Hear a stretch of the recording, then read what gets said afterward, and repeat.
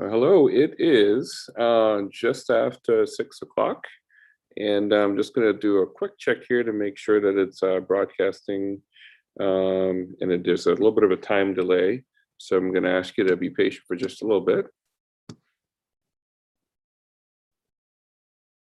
Oh, looks like it's working.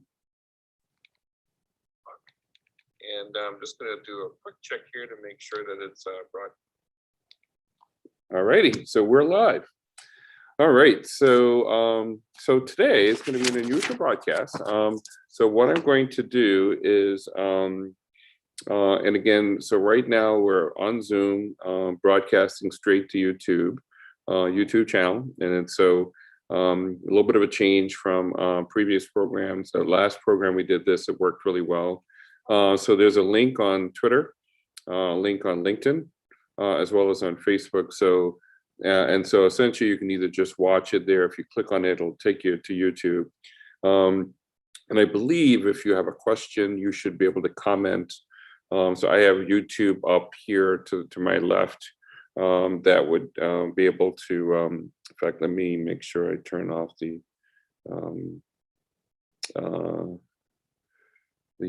oops.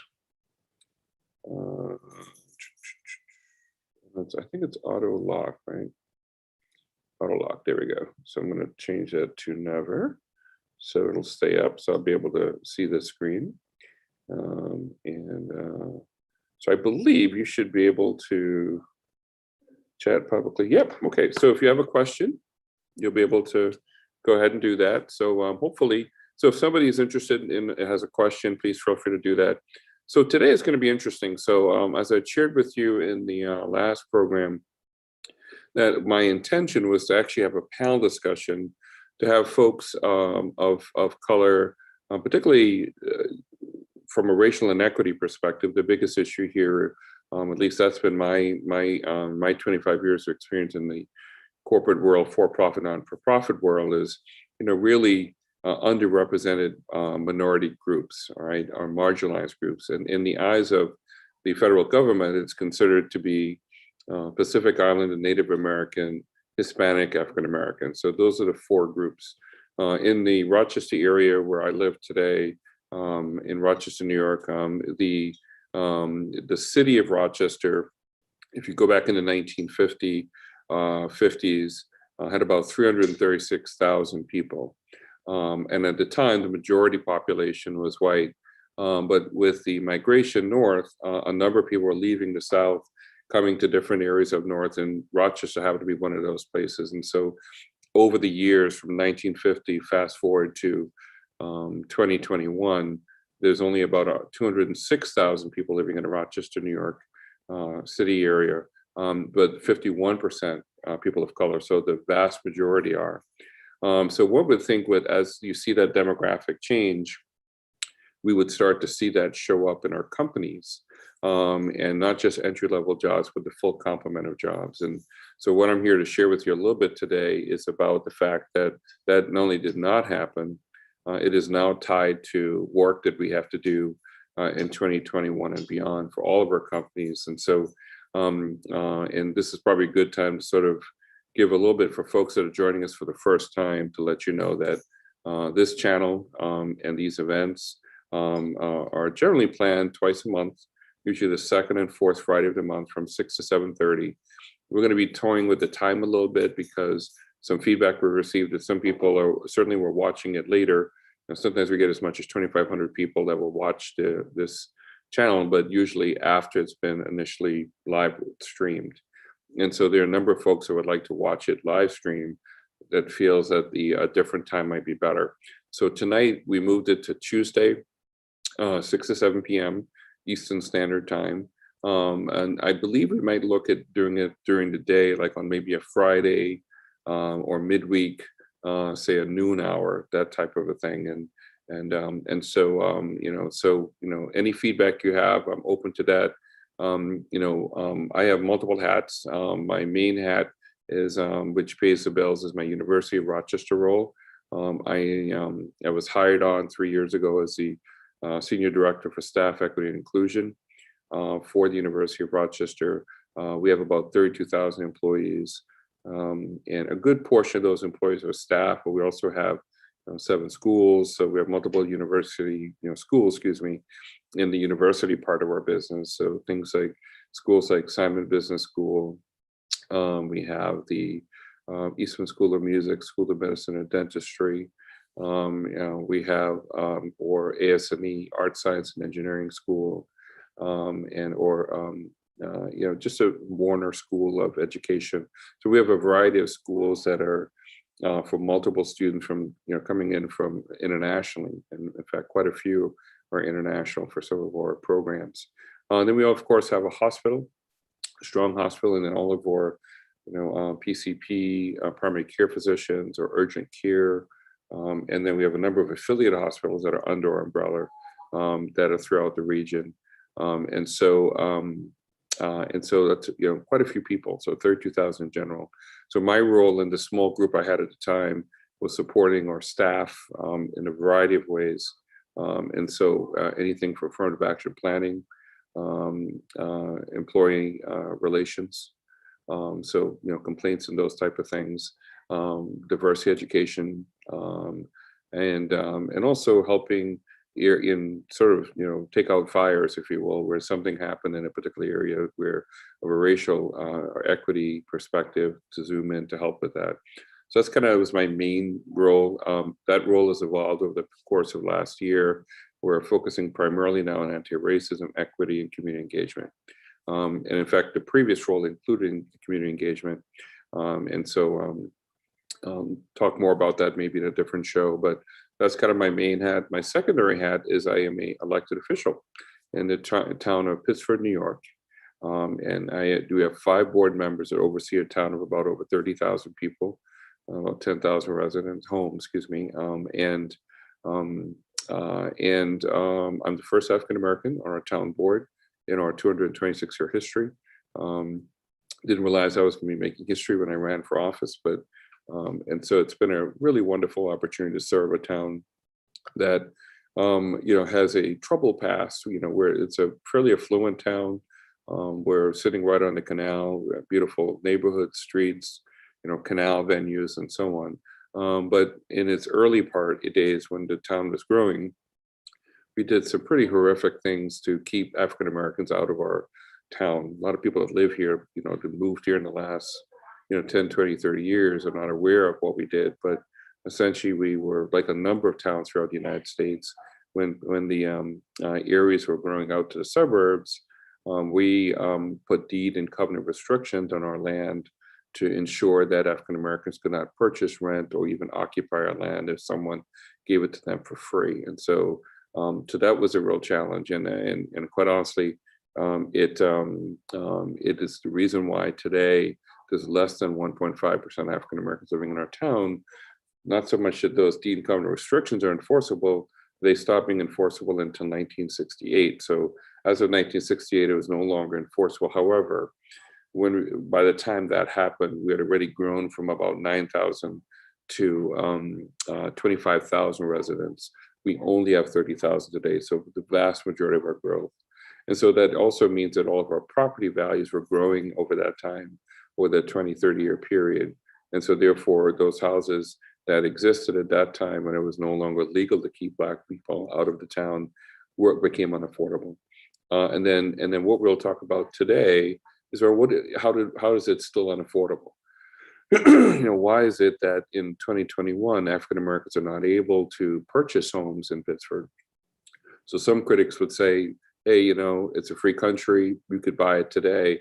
The problem is that structural institutional racism is still pretty prevalent in the business world. And that's the focus of this discussion today. And when we think about structural institutional racism, it really affects every facet of us here in America. From law enforcement, which has been in the news recently, healthcare, financial, whether it be the wealth gap, and wealth disparities, and as well as income disparities, and all those sorts of things, in every facet of our lives. So to me, this problem is so huge. It's called that the ocean, so to speak. And so, how do we address a problem that's big? Well, we need multiple people working on it at the same time with a level of expertise, power, position, agency you have to address those issues. So there are folks that I know that are working on law enforcement and the judicial system to bring about better equity and how it's disadvantaging marginalized groups. Folks in the healthcare space that are working on that. And so my sort of cup, so to speak, of this problem, my position, power and agency, is in the area of business and also in the area of municipal government. And so therefore, that's probably where I have my greatest agency, position, and power. So on the town board, I can bring up discussions. I can try to highlight and educate on things that need to be changed. And if I can convince my partners my colleagues on the town board, or as well as a number of residents, a critical mass of residents who will demand that we make those changes, it can happen. And so one of those things, if I look at my municipal hat, is that we have been able to successfully get a critical mass of Pittsford people that understand what exclusionary zoning laws are.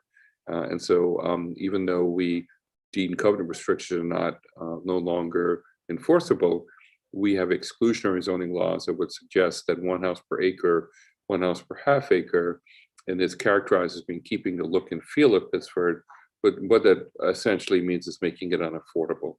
It's a very nice way to say whites only, or people that don't make certain incomes socially cannot live here.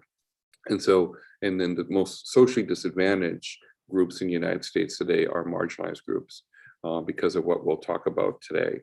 So the good thing is that's happening. So we now have a critical mass of people and residents who live here in Pittsford that says, I don't want to be a racist town. I don't want to be a town that purposely excludes entire swaths of a socioeconomic class of people, which includes 99% of Americans, right? And so I'm confident that right now that the momentum of that change has been set in motion. And my hope is that the residents will do the right thing and challenge us on the town board to support inclusionary zoning laws. So that's one thing. Today, most of my discussion is going to be around the other hat that I have, which is in the business world. I am originally from Kingston, Jamaica. I was born in Kingston. My entire family is primarily from Jamaica. We do have some relatives that are from the Bahamas now, but my entire family really came from Jamaica. My dad from the northeast part of Jamaica near Ocho Rios. My mom, her family from Kingston, the city capital of Jamaica. And then I spent most of my life, from 3 months old until about 18, in the Bahamas. I lived in Nassau, the capital of the Bahamas, for about 14 years, and then about 4 years in Freeport, Grand Bahama. And family here in Henrietta sponsored me along with other family members, and were able to move us here. So for the most part, I've lived mostly in Rochester came here primarily for education and new opportunity because, we weren't coming from any kind of, civil strife or anything. It was, if we lived in the Bahamas, we'd have to, focus on tourism. Moving to the United States gave us an option to have different careers, and that's what we did. And so that was our primary reason for coming here. I went to MCC, Roberts Wesleyan, so I have a associate's in applied science degree in electrical engineering technology, and I have a bachelor of science in organization management and design. And so today I'm going to talk a little bit about what was it like for me. So just my personal story. I initially wanted to have a panel discussion, as I shared earlier. However, the feedback I got was people were nervous. They were really nervous about sharing because a number of them were still working for those companies, and they were afraid of backlash or retaliation. And I understood that. That makes sense. And in some cases, even though they didn't work for the company, they were concerned that that company was big enough and had enough influence that could affect them in the future. And so they were, anxious to get their story out, but weren't sure how to do that. And so in my desire not to put anybody in jeopardy, I decided, how about I just share my story? I'm pretty comfortable, I'm 55, lived in this country for 30 years. What I've discovered for me personally, when you don't talk about structural institutional racism, how it impacts you as a human being, that for people who are not of color. For people, my white friends and white colleagues that really don't have an appreciation or understand what does it mean, because they can navigate their entire career and never get any exposure or experience with structural institutional racism. And mainly because, look at it this way, think of structural institutional racism as a stream where the water's moving in one direction. And so if you're a person of privilege, you're moving in that direction. So you don't even notice that the current's really moving in your favor.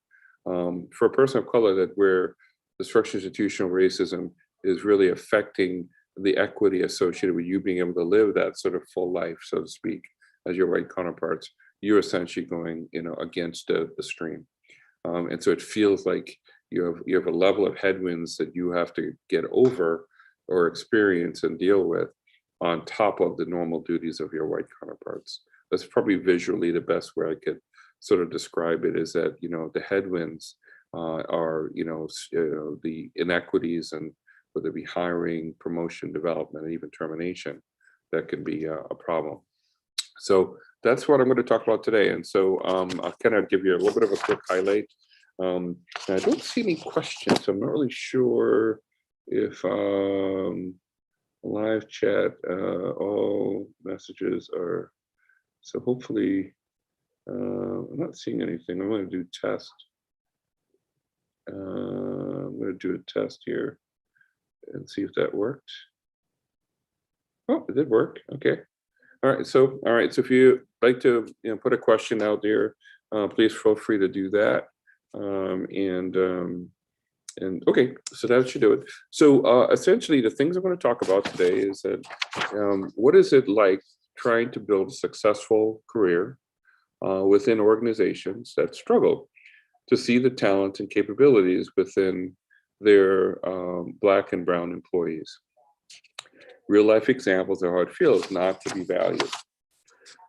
I'm going to talk about the entry level part of my career when I first got started, my mid-level part of my career, and then as well as a senior level executive, what that felt like when I experienced it. Because what you will find, which will be surprising, hopefully to some people that may not have been sort of aware of how this works, that it doesn't matter what level you're at as a person of color, particularly African American and Hispanics, we experience those headwinds no matter where you are. In fact, those headwinds are even greater the further up you go, because you're generally now dealing with people that have greater agency, position, and power, and you're much closer to them, so they can affect you very, very directly.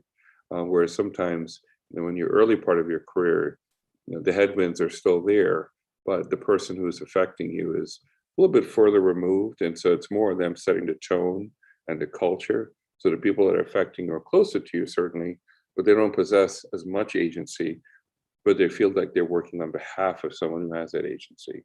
And so generally those are folks that by just not doing anything can affect you because the process is inequitable. Or when they do decide to act, they can do so with impunity because they know that the person above them is not going to do anything about it. And so it's certainly impactful. I don't want to belittle it. No matter where you are, it's impactful. But the headwinds come at you in a little bit of a different way. And kind of like as James Baldwin say, racism is in both in the North and the South. How they castrate you, he said, is different, but the castration is the same. So it was one of his talks was really a vivid sort of description of what that's like. And then also I want to talk about what are the anti-racism equity remedies to address this issue. So I'm going to be speaking very, very directly to CEOs, CFOs, CHROs, so chief executive officers, chief financial officers, who generally sometimes have HR reporting into them. That's the reason why I mentioned that. It's not a good practice to do that. It's a horrible practice. So if you're out there and you have your HR reporting through your CFO, it's an absolutely worst thing to do you can do, because the president no longer has direct access to their chief human resource officer. And so that's why that's also on the list. And also chief people officer, who today that's kind of a new role that incorporates chief diversity office and HR, and they call it a chief people officer role. That's a very popular organizational structure that's coming out. Transparency, talk about if you're a CEO, how do you want to know that these things are changing? and why it's important to have a dashboard that reflects not only demographically where you are, but how it's evolving and changing on a quarterly basis, not just in where people are, but the retention and ultimately culture, and that really talks about the sense of belonging. I'm going to talk briefly about affirmative action planning. It's kind of the big stick. It's basically, if you're not seeing things change the way they should, how employees can leverage the affirmative action planning of their companies to make sure that what they're telling the government is actually happening. And what motivates your company to change? What's your currency? For some companies, it's doing the right thing. For some companies, it's they want to avoid embarrassment. Their brand, they want to preserve their brand, so they're willing to make changes necessary to protect the brand. They also, currency could be the bottom line. In like the university, for example, they'll be concerned about people not wanting to donate their money to a university that is not living up to its vision and values. That happened to our company about 3+ years ago, just as I was joining, when we had a sexual harassment issue that had popped up, that had made it visible to the outside world, and created a level of change inside our company, where we had a change in president as well as a new commission formed and actions taken out of it. And then community awareness and pressure. Right, so that's a lot to cover, but some of those are kind of bundled together, so it won't really be as much. And I'm going to take one more look. I apologize here to see if any questions are coming in on the other platforms. And I'm running solo today, so I want to make sure. All right, so if I go to YouTube Live. Perfect. And I don't really see, it's interesting. I don't see no thanks. Is there a way to comment? No, cancel. Open app.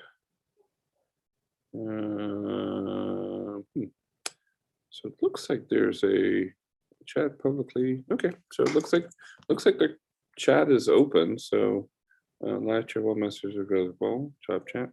Okay, so all right, so anyway, so let's just dive right in.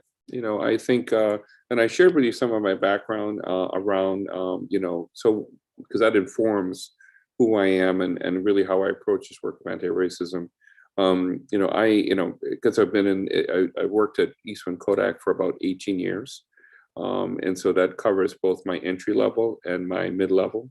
And then my executive career really started when I left Kodak in 2006 and got recruited into banking and finance, and worked for about 3 banks over the course of 10 years, and then just relocated back to Rochester, New York. So when I was, first came here at 18, was here for almost 20 years, essentially. And then when I got recruited, was away for about 10. Lived in Tampa, Florida, Charlotte, North Carolina, Pittsburgh, Pennsylvania, and then in and out of Toronto for about 1.5 years+ every other week, working there. My base was really Pittsburgh, but worked and lived out of Toronto for a bank up there. So I'll start with Kodak. I'll never forget when I first started with Kodak. I'm an immigrant. I wasn't even a citizen yet. I was just at your traditional green card. And then you have to be here for so many years before you can apply for citizenship. And so I'll be honest with you, I kind of came in not really knowing much about structural judicial racism. I was just, working hard. Back then I worked multiple jobs. So I worked for the Kodak primarily, but I also did some consulting work in the evening and weekends to help raise additional money to help put my sister, who was about 5 years younger than me, through college. I wanted to make sure she finished up college and didn't have any financial barriers for that to happen. So I pretty much worked almost 18 hours a day for 6 days a week I just had my Sundays off to raise enough money. And it worked. My sister was able to graduate from Brockport College, not owing a penny, didn't have to take out any loans. I was exhausted, but for the most part, it worked. So I have to be honest with you, back then, it wasn't even on my mind. I was just really working really hard at Kodak, Kodak at the time, I have to say, was very good about if you worked hard and delivered against your expectations, you got promoted. And so I really enjoyed of my 18 years there. For the most part, I would say was in general was a really good experience. I worked hard. I got promoted. I started out, making, probably I think 24,000 a year was my initial, which back then was a ton of money. Going from minimum wage of at the time was probably $5, $6, $7. And so 24,000 was enough for me to save money to eventually buy a house, a double house in the 19th Ward here in Rochester, New York. And I moved my entire family into those 2 apartments. And then we basically waited for people to launch. My brother got married in 92 and then he took off. I turned his room into an office and started doing my consulting work. And then wait for my sister to launch, and she graduated and left. And then the next step was working on my mom's retirement to get her ready for retirement. So about my mid 30s before I actually started kind of living for me, so to speak. And but during that time, career-wise, what was happening? I was progressing in my career. I wanted to be a supervisor by 30. It happened. So my first role, so the 18 years at Kodak, 12 of those were in leadership roles. First leadership role was managing call center operations group. I did really well in that assignment. The group I heard is one of 16 call center groups between 2 sites, one in Rochester, one in Colorado. And my group at the time was the lowest performing according to those key metrics for call center, talk time, calls per hour, quality, you name it. And so I discovered I had a knack for transition management. So that group became the second highest performing between the 2 sites. I was able to maintain the quality of the group. So it was in the high 90s for quality of the calls. But overall metrics really grew. And really how I did that was by educating the team on what those metrics even meant. In many cases, they didn't understand it. And so educating them and really serving them using servant leadership, which was my choice of leadership style. And I discovered that it not only worked well for my boss, he was pretty happy, I was happy. And I just loved the impact it had on people's lives. So I stayed on that track for the rest of my career. So I got a chance to go in and transition call center operations, IT infrastructure groups, 3 assignments in 4 years. The marketing communications, over a 4-year period, overseeing health imaging, document imaging, and Express, one of our joint ventures, and groups that were in about 5 states. And then eventually, towards the end of my career with Kodak, was serving as the overseeing purchasing supply chain for a digital business, which was at the time, we were in the camera business. We were the #1 camera internationally. And so we needed to make sure that we had a really tight supply chain process in which we were struggling with that. So I got a chance to go and study that, reorganize that, and put that in place. And then right around that time, got recruited away by Bank of America. And so when I was at Kodak, I have to say, I knew and experienced in some levels structural institutional racism. However, because of the fact that the track I was on, I really didn't feel it. And this is really important, by the way, because you could actually be experiencing a good career and be affected by structural institutional racism, but not know it. And here's what I mean by that. So, for example, when I decided to leave Kodak and to go down south, I had an opportunity to where they're interviewing you for different jobs. Well, the first job I got only being interviewed for was the vice president, group operations manager for the Southeast region for Bank of America. At the time, I remember feeling a little bit nervous, like, oh my gosh, I'm going to go from overseeing the purchasing supply chain. At the time, Kodak only considered it a manager or department manager role. It really should have been a director level role, but the titles were never really sort of lined up with what industry was doing. And pay and scale was also in that respect. So when I ended up getting the job, I became the vice president, group operation manager for the Southeast region, overseeing, I think at the time, 110 folks, We were processing, probably, my goodness, half of the image exchange work that was going through Bank of America. So even though it was one of 6 shops at the time, we were half of the image exchange, almost, actually the vast majority of it was going through that site. So therefore, if something went wrong, all the adjustments would come back. So it had a disproportionate amount of the work. So it was a pretty significant job. I remember initially feeling nervous about that. And then I finally realized what had happened is that when I was at Kodak, we had had a problem that I kind of knew, but didn't really fully appreciate, was that we had probably over 800 mid and senior level managers at the time. Well, only 26 were Hispanic and African American men and women, 26 out of 800. So who were these 26? Well, these 800 managers, these were directors, vice presidents, associate vice president, senior directors. They were running operations and so on. And so even though at the time, again, many years ago, we still, at that time, it was probably about 40% people of color here in the city proper. And so that number was relatively small. It should have been much, much higher than that. So what that meant was that other people, and I was not in that 26, because those are senior level folks, that meant that there were people of color like myself that were in these roles that even though their career was progressing, we didn't necessarily have access to the more senior level roles, evidenced by that 26 versus 800. So even though you had a good career, the potential of that career was really impacted by the headwinds of not getting access to the full complement of jobs. So I was sort of unaware of the limits on the potential of what I would have been able to achieve by staying in that environment. By going to Bank of America had addressed those issues many years before that. And I'm not going to say that it was perfect, right? Because I'm sure there's stories out there that had a different experience. But my personal experience was that Bank of America was probably one of my better experiences, quite honestly, because if you worked hard, just like Kodak, they would deliver.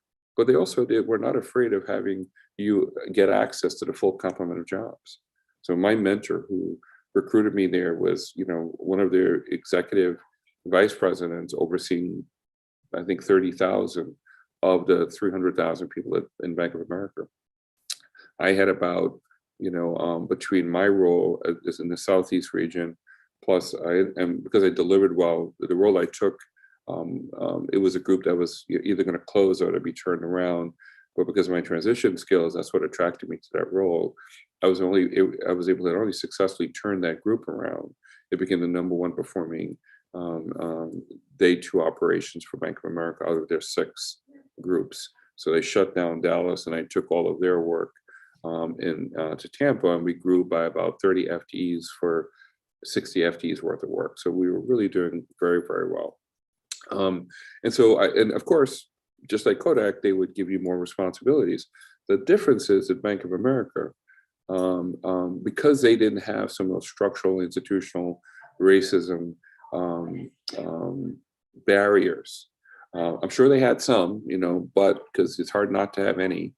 But what I experienced was that, when I delivered and turned around that group, I went from, I think, 27% turnover of staff to about 12.5 mid-year, 6% by the end of the year. So it was a complete transformation. Like, people stopped leaving, people were happier, social engagement went from 70% to 89%. We stopped losing money. We were now working financial cases. Other banks were not working, so therefore we were now able to take that into credit, and they wrote off the debit.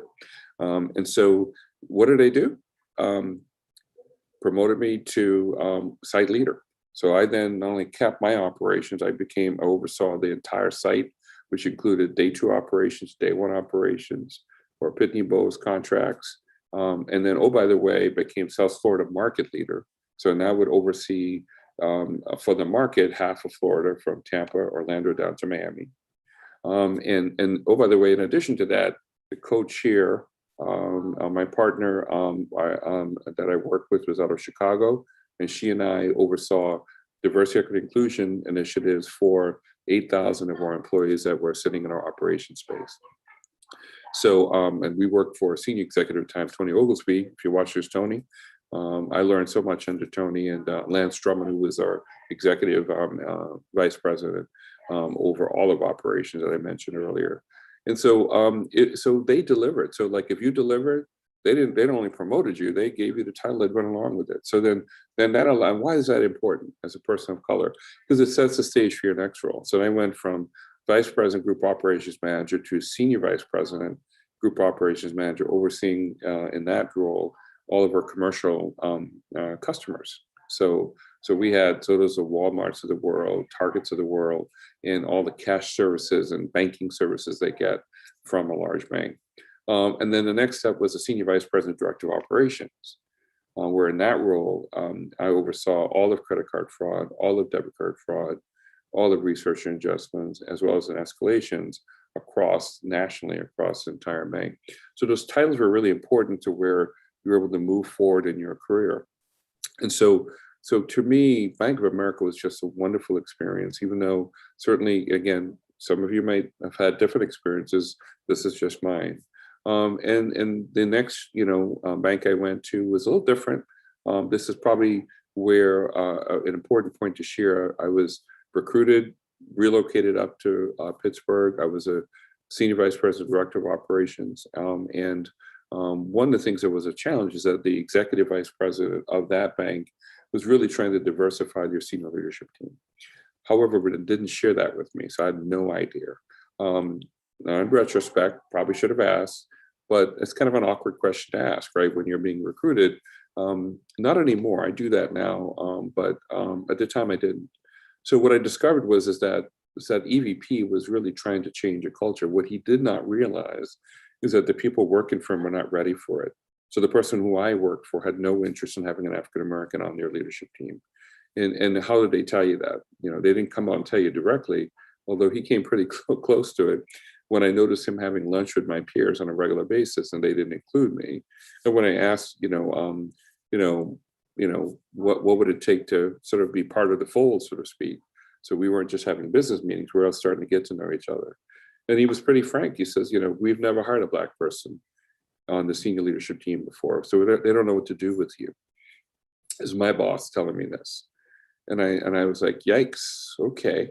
I said, well, I'm a dad like you, father like you, want the best for this company like you, and would like to make a difference. But I'm also new to this company and city, and I would love to sort of get some guidance around how to feel more included. It never changed. So for the time that I worked for that gentleman, it was probably the worst in my entire, I shouldn't say worst entire, up until that point. Because there have been moments since then. Up until that point, it was just a horrible experience. It was really clear to me every day I went into work, every day I took the train in, that when I got there, that I didn't really was seen as fully human. And it was an awful feeling, awful feeling. And the EVP never got a chance to know that, never got a chance. And, because he felt he did his due diligence in hiring somebody, but not realizing he's kind of threw me to the wolves. And it was probably one of the worst experience. In fact, I made a decision I would never, ever do business with that bank. And I never have. I mean, I wouldn't put a penny even in my own salary in that bank, because I realized that what they were trying to do, they had underestimated what it's like when you're trying to change a culture. And you don't realize that if you are not there to provide the right support for your African-American Hispanic employees, it can be just a nightmare, and it was. I could not wait till I left that bank, and I was so pleased when the opportunity made it possible for me to leave. And then my next role was working for Bank of Montreal through their US affiliate, and that was an unbelievably great experience, because in Canada, there's no majority culture, particularly in Toronto. There's really just, there's no dominant culture because there's nobody at the 50% point. There's 20, 30 here and there. And so there was no one dominant culture. And so what you discovered was that there was a level of appreciation for the human diversity. And so it was just so wonderful. I mean, so even though I was living out of Pittsburgh, but because half my time was really living and working out of Toronto, at least for the most of my work time. And then I, work remotely the other parts. It was such a wonderful feeling. I remember literally being excited to jump on that plane, to fly up and to work for a few days and then come back. And then my day virtually was even working with folks that it was probably one of the greatest feelings that I've ever had. And that was a unique project. I was overseeing a $100 million project as a program manager that had multiple work streams. We were putting in 8,000 digital scanners in each of our banking centers across Canada, putting in about 1,200 image-enabled ATMs, so that you could, put your check in, it would, capture that image and create settlement and so on, as well as the image exchange engine to make all of that possible. And so a number of the banks in Canada were pulling executives from the US to help with that. And so I became one of those folks to help with it. And so that was a wonderful experience. So I would say probably, the bank before that, was probably more of a challenge. I'm sure they're better today, but I know for me, it was a pretty traumatic experience for me. And sadly, when I Googled it, discovered that Pittsburgh had some challenges in that area that for African Americans at senior level, mid and senior level roles, had some challenges because companies had not changed their culture yet. So they were really still on the heels of the steel and coal industry culture and mindset where people of color were not seen in those type of senior level roles. So that was an example where in banking, there were some banks who were struggling like that bank. The Bank of America was just the opposite. It was, I'd work for them in a second, if there was an opportunity, because I'm sure they're even better today. And then in 2016, right around that time frame, I ended up moving back to Rochester. And this is a really great example of how structured institution racism works, right? So my brother's wife in the summer of 2014 was diagnosed with stage 4 colon cancer, which has really hit the family hard. She started her chemo. 9 months into her chemo, discovered my brother. She was 50, he was 52, and had stomach cancer. And it was a pretty rare form, signet ring cell carcinoma, which is a very rare, fast-acting cancer. It grows around your organs as opposed to like a tumor. And so if you don't catch it quickly, it can really take over your whole abdominal area. And then you usually don't make it more than 3 to 6 months. We were fortunate. My brother's chemo worked a little bit. And so he had about 11 months from diagnosis until his death. And so we decided to move back home so Uncle Kevin could be near his kids. And, so in the event that if they ever needed me, I would be here instead of in a different state. And so my brother, he shared that with me, that was important to him. He didn't actually ask me to move. He just said, I wish you were still here. And I volunteered to move. And yeah, he was like, I can't ask you to do that. And I said, that's okay. I said, I'm looking for something to do. I'm praying for a miracle, but sometimes God says no. So we moved back. My wife and I quit our jobs. We moved back here pretty quickly. I got to spend a couple months with Paul in hospice before he died in March of 2016, and then we've been here since. And so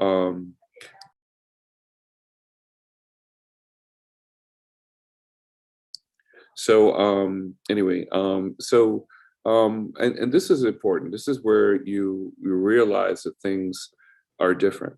So I came back 2016. My brother passed away shortly after that, in a couple of months, and 6 months later, his wife died, and so we lost both of them in a literally from diagnosis to death in 2 years. So I took an interim role. It wasn't fully funded, so I knew it was going to end at some point. But I was happy to just get something so I can get here and spend time with Paul. And then when I started looking at a more permanent role, I saw this job as a vice president, director of operations, and applied for it. Had a phone interview, went well, and the person was excited. Hey, please come in. We'd like to advance you to the next stage. We very rarely see someone with your background in this market. Usually people like you don't come back to this market. So they were pretty excited. So I ended up, going in person. I'm waiting in the for someone to show up, and what the person walked out and looked at me, and I smiled, and I was just about to get up, but I noticed they looked away. So I thought, oh, it's probably not the person interviewing me. And so they turned to the person and says, hey, I thought you said Mr. Beckford. was here. So clearly at that point, I realized the person did not expect a Black person. And so I got up and, tried to help them out a little bit by saying, hey, I'm Mr. Beckford, and, are you, and we went back to their office. And the person proceeded at that point, and this is when structural institutional racism shows up. The person looks across the table, instead of saying, let's talk about this role I brought you in for. I said, can we talk about your resume for a little bit? I said, sure. And she said, well, listen, would you be open to taking off your vice president and senior vice president corporate title? So, because right now it makes you look unaffordable. Some people may be afraid to hire you because, or even talk to you because they think that you may be commanding too big of a salary. But if you were open to taking that off, it may make it easier to market you for different roles. So at that point I said, so if I had put that on my resume and not earned those titles, that would be considered fraud. What is it called when you're asking me to take it off so you can dumb down my resume and market me to lower level jobs, as opposed to market me for the jobs that really I'm suited for? And she couldn't answer that. And I said, next question, how often do you submit candidates with my background and experience that happen to be of color for these type of roles? And she said, without skipping a beat, only when asked when they're looking for a diverse hire. And I said, you really should change that. I said, because this company will never know I exist because you won't submit me. And if they knew I was here, they would be happy because they'd be getting someone who's managed, literally hundreds of billions of dollars worth of exposure responsibility. If I look at, all of my different assignments, where we're dealing with, one check could be $100 million in terms of some of the things that we were doing. They'd be able to get that level of background experience in a smaller market. And so I got up and I left and I sat in the car and I looked up and I thought, oh my gosh, I'd forgotten how structurally institutionally racist the business community was in Rochester. I'd forgotten about it because I've been gone for 10 years. And here it was 2017, this is happening. And I'd left in 2006 and not much had changed. And so fast forward to where the assignment that I ended up getting, which is more permanent, was the Senior Director for Diversity and Inclusion for staff. It took 5 months of interviews and 27 interviews to actually be hired for that role. This is a role I could have done years ago, but it showed that as a culture, and again, I'm being critical of the, my own, the culture of the company I work for, because we still struggle with that. I've been there for 4 years but back then in 2017, we would look at a resume for someone. And, if it was a person of color, we work a lot harder with the interview process to try to extrapolate the value of that resume than sometimes our white counterparts. And so what I discovered was after getting hired on, and when I looked at the time from initial application to offer, it was almost a third, if not less, compared to our Black and brown employees that were for similar type jobs. And what it showed is that we had unconscious bias that we hadn't dealt with, that we would look at a resume and instead of accepting it at the face value, it was kind of what the person was saying to me, was that what she was telling me is that, I want to dumb down your resume because if I come in with you as a person of color with this resume, they're not going to believe it. That's horrible, right? But that's the reality of what we're dealing with. And it's the reason why in the Rochester area, many of our businesses, and I'm speaking very specifically right now to presidents, CEO, chief operating officers, and CHROs and CPOs, that this is the work that we have to do. That if you look at your company, you're wondering why you don't have many associate directors, regional directors, vice president, associate vice president, CFOs, you name it. That the value chain, a full complement of leadership roles. It's very simple. Somewhere along the line in your process, people are being devalued. People of color that are either have never been hired, that you're missing, and then probably the ones that I find the most egregious that have been hired, that careers have really been derailed or certainly on pause, indefinite pause. And so good examples of that. For example, where I discovered that we had certainly African American and Hispanics that, along with other employees, would take advantage of our educational programs to get a bachelor's degree, master's degree, and sometimes a doctoral degree. And so the supervisor that's signing the paperwork to get the reimbursement back to the employee never once actually talked about, I see you've actually pursuing your bachelor's degree and you're about to finish, or your master's degree and you're about to finish, or your doctoral dissertation you're about to finish. Where do you see yourself in the next year, 2, 3, 5? No discussion. And how do you know that? It's because then I discovered we had some employees that actually had a bachelor's, master's, or a doctoral degree that were sometimes still scheduling meetings or supporting a white counterpart that may just have a bachelor's degree or not at all. And so what that tells you is that, so for presidents, right, chief financial officers, chief HR officers, that this is where you need to look for inequities. This is where you need to really realize that if you look at the demographics of your employees and you notice a confluence of African American and Hispanics in only certain roles, either your entry-level roles and you don't see much movement, they come in and then they leave, but you don't see much progression. If you take a look at people that are going back and using the educational benefit and getting their bachelor's, master's, doctoral degrees, it's very simple. You just look and say, how many of those have actually changed jobs since graduation or while they're pursuing it, right? Because sometimes someone's pursuing a bachelor's and master's and doctoral degree, and then to me, it's unconscionable that we're investing that much money into them and they haven't actually moved. They're still scheduling meetings and secretarial support for somebody or admin support or support. And we're not really looking at progressing and moving people forward. It was just, so to me, for us, this is the work we have to do at the University of Rochester. And that's part of the work that I'm doing my best, first of all, to shed light to it, but also to challenge us as a company to say, it's really important that we do this work, because if not, it's really affecting people's lives, right? So Black Lives Matter means don't kill me. Black careers, Black minds matter. There's a death of a career, death of the potential to make a difference in a company or in the community.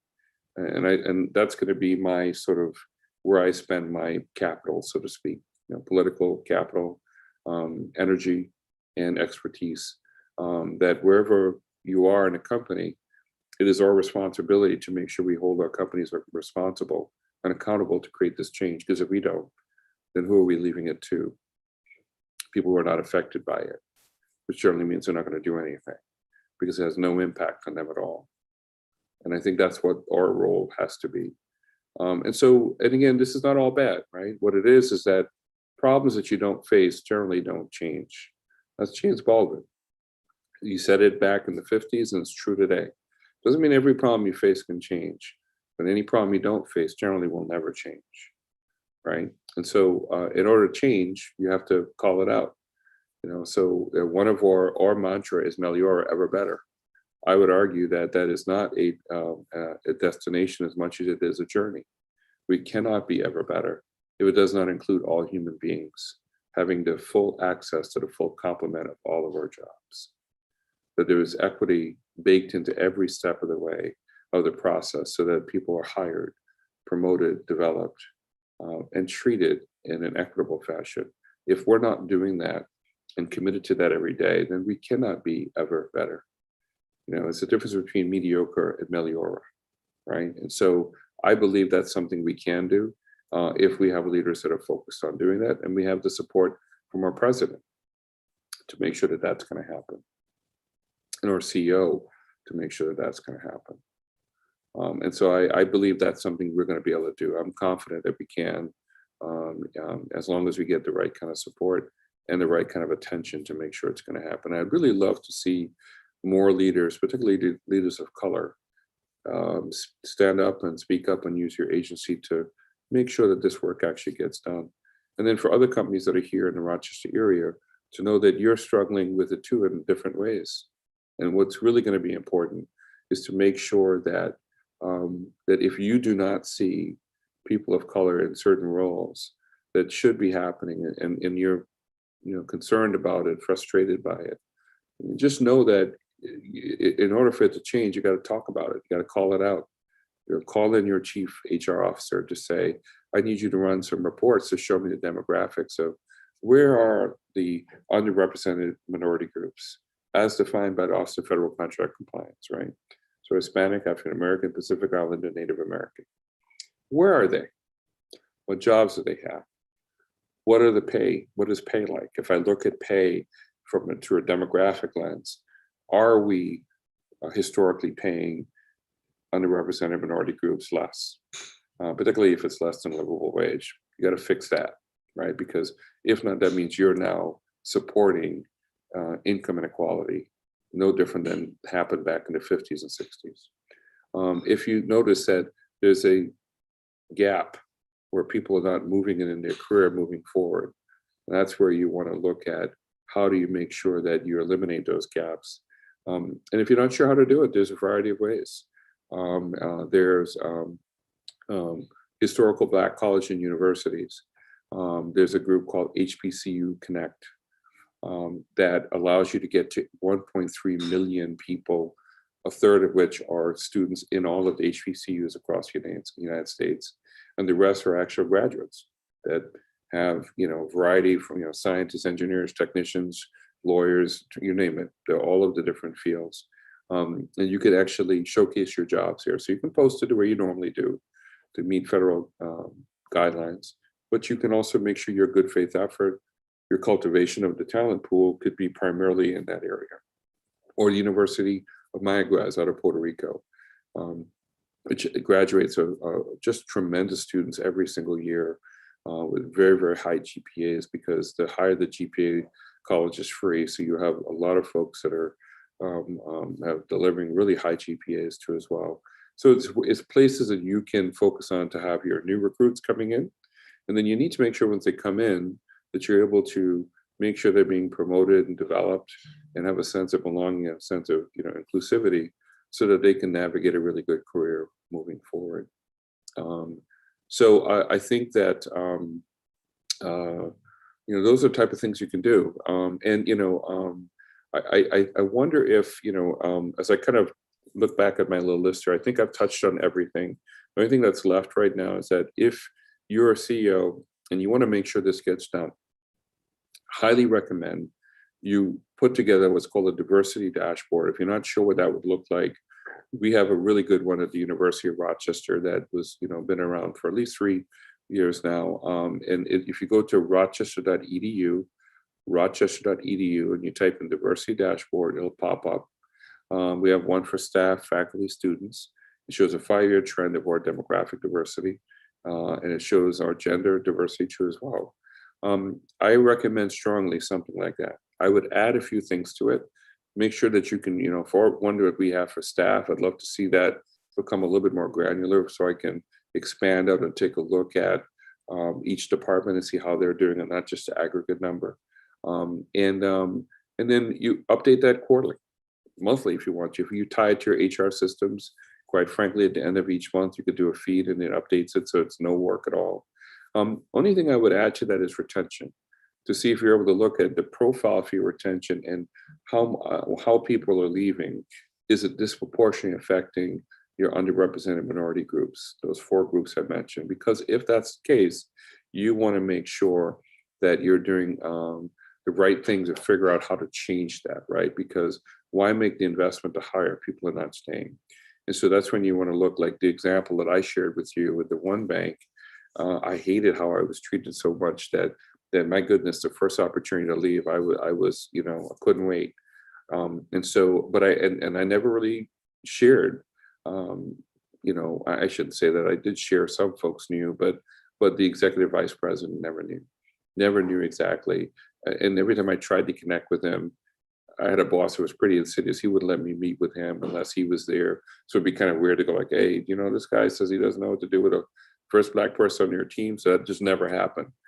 So it's really important that companies, I think, make sure that your culture is ready. There's a sense of belonging.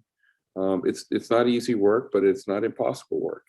I think, again, just talking about it, like, to me, when you hire folks, just you talk with them, say, hey, how's it going? I'll be honest with you, we've not hired a lot of diversity in this role or this group or this team. And so I'm concerned that, we're training, or we're trying to educate ourselves, so we hope it goes well, but we don't know. So if it isn't going well, we want you to tell us. That does a lot, because then people will feel a sense of, hey, they're really trying, and so I think that a dashboard, diversity dashboard, I would highly recommend it. And by the way, this is tough. Make your diversity dashboard available, not just internally, but you may go a little bit deeper internally, because you want to protect people's identity, if you will. So if you only have one, one of you like, hey, that's Frank, or that's Mary. What I would encourage you to make your diversity dashboard public, put it on your website, make it easily accessible so that people can see your commitment to diversity. Here's what it will also do if you're a CEO. You will have your managers know that their report card is public, right? So what does that mean? You have managers that will work really hard to fill out reports to say that I'm managing diversity well. In fact, may get awards for it. But when you look at their true diversity and how they're hiring people of color into the full complement of jobs, you'll notice very quickly that they're not doing it. And so one way to make sure that you create a community pressure on you as a company, but also healthy pressure between your managers to say, I'm going to do a better job to make sure I'm recruiting and developing and promoting a more diverse employee base. And so highly recommend it. It's kind of a gutsy move, but I got to tell you, I'm really glad we did that at the University of Rochester, because it's probably one of the single most things, in my opinion, that's created some attention. Now, the change hasn't happened yet, because we are struggling as a company where the vast majority of our leaders are white. Very few are African American, even fewer are Hispanic. But again, talking about it is the first step in that change, right? Now, what one of the things I've had a magic wand I'd like to see is where this becomes something that is contingent on people's performance appraisals, so that senior leaders in all different levels, that if you're responsible for hiring in any way, shape, or form, if you're not managing that change well, then you don't get an increase. We don't have a lot of increases in our space, but in the business world, you'd have bonuses and things of that nature. You could really, leverage someone's attention. If they like, oh my gosh, I'm not going to get my $15,000 bonus, they all of a sudden they start, it becomes important to them. There's nothing like that in nonprofit, so it's a little bit harder to do that. So I think it's a case of whereby if a person has a couple of years of not managing that diversity, then you cycle them out of the role and get someone who can. And that's a tough type of decisions that you have to make, that, if we're not prepared for the diversity that the world is moving towards, then we're going to be jeopardized. And not to mention, it means that you don't have the perspective, the background, the experience of that broad diversity of the human race, right? People with different backgrounds and experiences, and ethnic backgrounds and religious backgrounds, you name it, gender. You want to have all that so that you have the best possible, ever better when it comes to ideas and programs and services. Whereas if you have a singular view, then you're more than likely going to underserve the community that is more diverse. And so when you see problems continuing to pop up over and over and over again, that shows that there's a lack of sensitivity to difference, it's generally because your leadership and your employee base is not diverse. It's that simple. And so the only other thing I would rather mention here, in the interest of time here, is change, affirmative action, compliance. Only thing I'll say about that is that for people that are managing AAP for companies, particularly with this new administration in the federal government, it's going to be really important that you do the work. Because if you don't do the work, at some point, it could really impact your entire organization, right? So it's one thing to say you've done due diligence, but if that means nothing because you really haven't done the work, like what have you actually done, to really create the change? At some point, it could be very harmful to your company in a very big way, right? You could affect grants that you get, money that you get, particularly if you're a university, where a lot of your money is coming in, Pell Grants, all those things to pay for your students. The money may not come in if it turns out that you're not doing due diligence around having your affirmative action plan reflect what you actually should be doing, could be doing, and your good faith effort is truly good faith effort, right? And that doesn't mean bare minimum; it means good faith effort. And if you're a CEO, CFO, particularly CFO, if you don't make sure that you're doing all you can around making sure that if there was an audit and people physically came on site to look at your books and those sorts of things, that it is going to reflect what you say you're doing, right? Because that's a very different than a sort of a desk audit versus an insight audit. And so you may see more and more of those going forward. In fact, I expect you will, because with the attention around racial inequity, generational wealth, income inequity, it means that more on-site audits are probably going to be needed. And I would certainly support that, because I think it would really cause a degree of attention that may be missing when people can maybe do a desk audit and pass it, because on paper it looks reasonably good, but if you look at the fundamentals of the numbers, they're not, right? So that's all I'll say about that. But I think it's something that if you're a CEO, it could be career ending for you if you end up, or CFO or chief HR officer, if it turns out that you're not managing that well, and then you get audited and you fail that audit and you're sanctioned. If you're a university, you could lose millions of dollars. I mean, research funds, you name it, or government grants, money that's tied to you managing diversity. And then for other companies, it could affect your brand, that you're not considered to be a company that is actually managing in an equitable way. Again, a bigger issue today than it was pre-George Floyd, because of some of the changes that have been happening. And I think community awareness and pressure. And I think this is probably, when we think about change, and this is what I mentioned earlier around the currency for change for companies. What does that change look like? Why do I let somebody in when I'm driving, when I don't have to? Well, because that used to be me coming out of a parking lot. So it's the right thing to do. So I do it. Why do you give someone money when they're asking you for money? And you may be wondering, I don't know what they're going to do with the money, but at the end of the day, I can imagine what it must feel like to be asking for money, how difficult that must be. And so you give people the money, right? So comes from a very altruistic, right thing to do, good feeling. But when it comes to business, it can be much more difficult, right? Because if you have business leaders that really didn't do a great job when they were studying business ethics to understand that you need to have a compass around how you do business. And it isn't always just a bottom line. It has something to do very much with what does your name stand for. In fact, Eastman Kodak was a good example.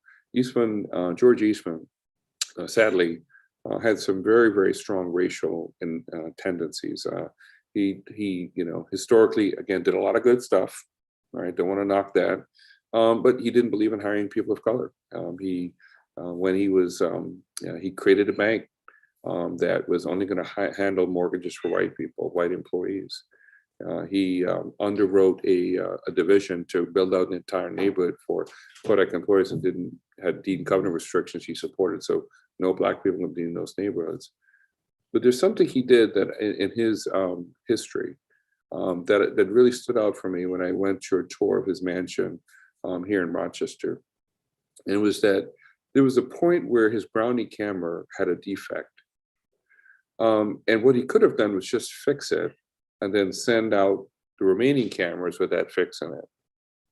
But he was really concerned that for the ones that were already out there, that they would not benefit from this fix. So imagine this now. This is early on in terms of large companies.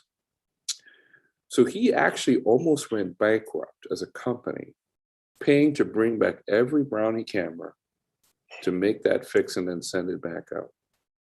And his single reason for doing it, is my understanding, was that he wanted the Kodak brand to stand for quality. And he knew that was not a destination, but it was a journey. And his commitment to quality was that when they think of Kodak, I want them to think of quality. So it is against my vision and values for us to actually know that there's a fix for this that we're not giving to everyone.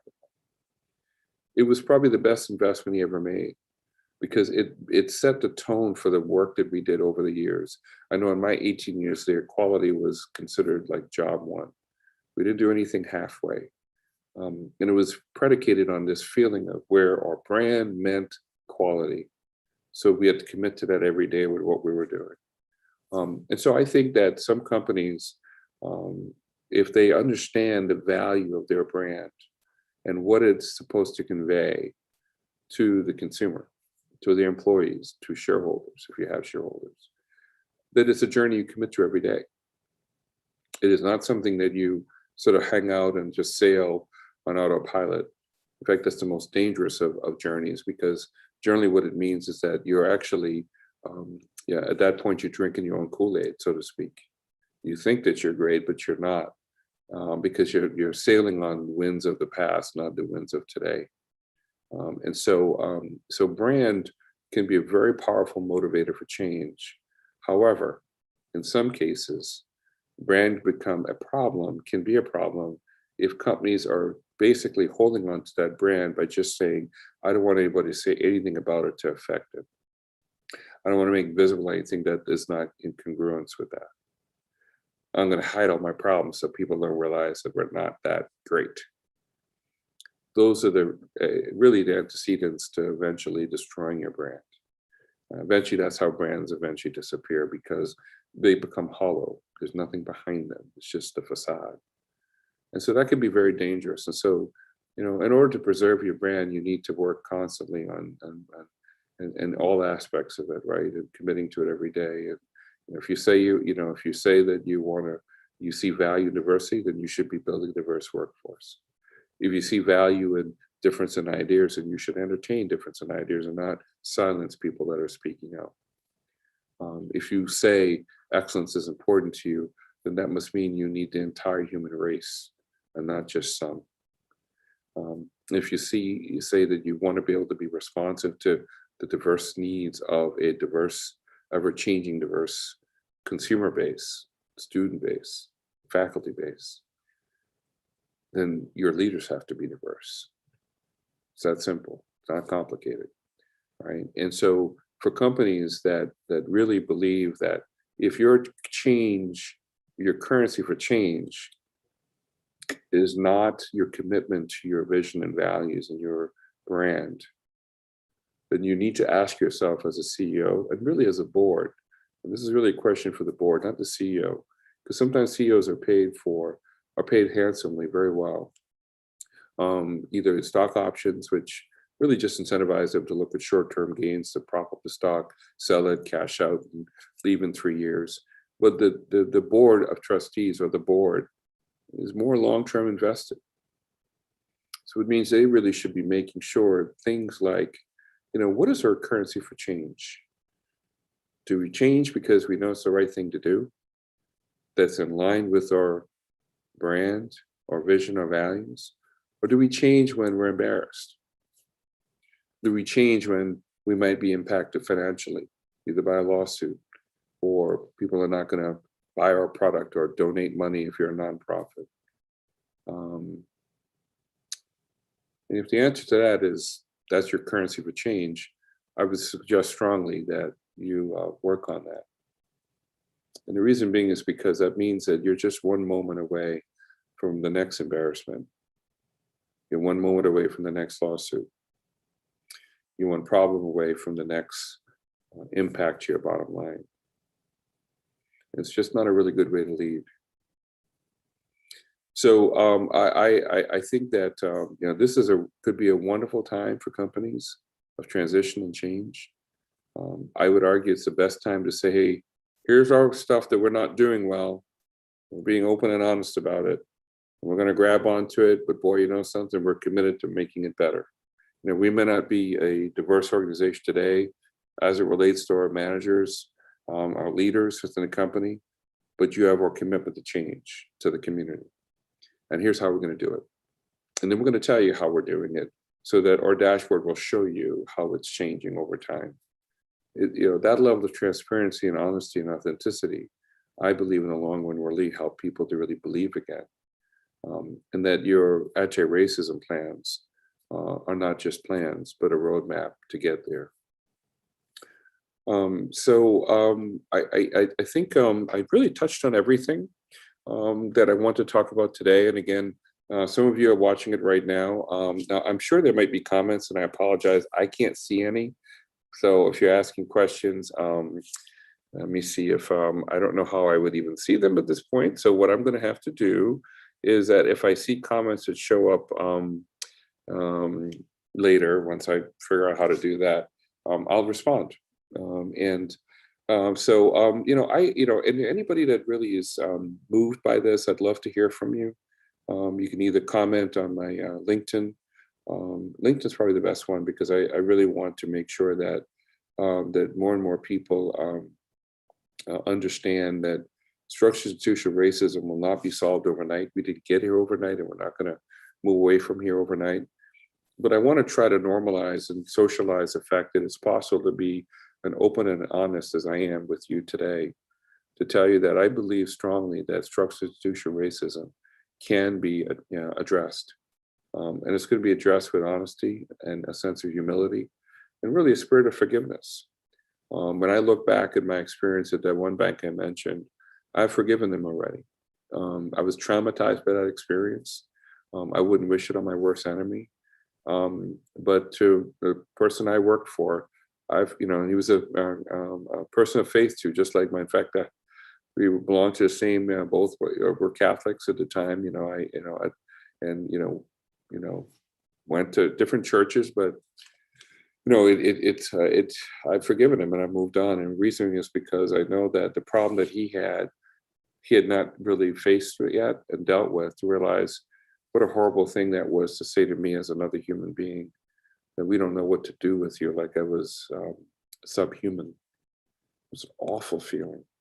But I've forgiven him and moved on. Why? Because there's Monday, and I'm going to be meeting with some new challenges as it relates to structural institutional racism. So I can't afford to carry the weight of that every day with me. I have to be able to, balance the book, so to speak, at the end of the night. Cash out, close out the books, and start a new day. So I would encourage you, if anybody is watching this down the road, please share it. I made it open. I'm being a little bit vulnerable here by sharing this, and hopefully I've done it in a tasteful way, because it's not meant to be a negative against any particular company, whether the company I work for today or companies I've worked for in the past, because it was just my personal story that, and what it was like for me as I built my career over the last 25 plus years, what it was like to work in organizations that were still struggling with structural institutional racism and in its many forms. Definitely want to give a shout out to Bank of America and the experience I had with them. The managers I worked for, like Tony Oglesby, who he was phenomenal. Lance Drummond, he was phenomenal. A number of managers that I worked with, Jose Candia was one of my colleagues that I worked with. He was also a senior vice president in our overseeing, I think, our cash services group at the time, and a number of others. I can't remember everyone, at this point, but Connie Sparks, who was, just really just a real blessing to me. And as I entered banking, she was kind of my, made sure I stayed on the right track, and was just a phenomenal manager. And Joe Tellerico, who was just a phenomenal bank manager, well-rounded, and out of the Utica area, went to from Utica, Rome, and those are some of the people that my experience with Bank of America was one I still smile about when I think about it, because I found that it was one where I could be myself. I delivered well, and they responded well, and they made you feel valued. And then when you work for companies that really don't see that value you bring to the table, it's a horrible feeling. Because it makes you feel less valued. It'll make you even question your competence. And if you have long-term exposure, it can add to your stress level. In fact, could help affect your health.